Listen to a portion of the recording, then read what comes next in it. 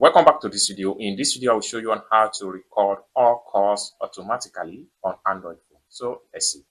But before we dive into the tutorial, if you find this tutorial useful and you are foreign to this channel, remember to click on that subscribe, turn on the notification bell for more useful tutorial like this. So with that being said, let's get started.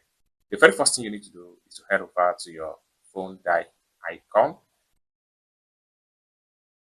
So click on your phone icon, phone call icon.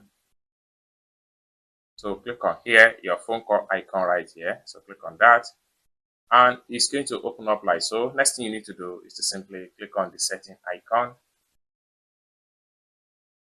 And take you right here. Next thing you need to do is to simply turn this particular button on.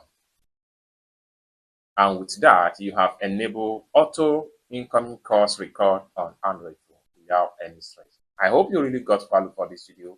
If you find this video useful, give this video a big like and also remember to subscribe to the channel for more useful tutorials like this. Thank you so much for watching and I hope to see you in my next video. Bye for now.